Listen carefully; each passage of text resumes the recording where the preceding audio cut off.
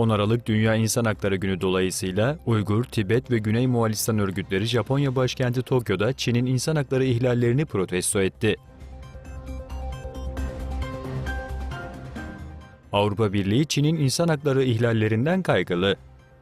Avrupa Birliği Çin Delegasyonu, 10 Aralık İnsan Hakları Günü dolayısıyla yayınladığı açıklamada, Çin'deki temel insan hakları ihlalleri ve özgürlük kısıtlamalarından derin kaygı duyduğunu belirtti. Türk Dili Konuşan Ülkeler Asamblesi 7. Genel Kurulu toplantısı Kırgızistan'ın başkenti Bişkek'te yapıldı.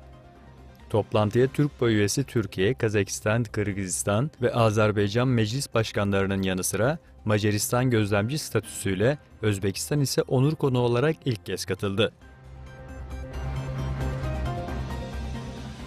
Obama'dan Trump'ı kızdıracak benzetme. Amerika Birleşik Devletleri'nde demokrasi bahçesine bakılmazsa işlerin çabuk bozulabileceği uyarısında bulunan ABD eski başkanı Barack Obama, Amerikalıların demokrasinin savunuculuğu konusunda uyanık olmalarını, aksi takdirde 1930'lardaki Nazi Almanyası'nın yolundan gidilmesi riski bulunduğunu söyledi. Malezya Savunma Bakanı Hüsamettin Tun Hüseyin, Malezya Silahlı Kuvvetleri'nin Kudüs konusunda görev almaya her zaman hazır olduğunu söyledi. Aynı zamanda ABD Başkanı Donald Trump'ın Kudüs'ü İsrail'in başkenti olarak tanıması Türkiye'de ve dünyanın pek çok ülkesinde protesto edildi. Netanyahu Avrupa'yı ikiyüzlülükle suçladı.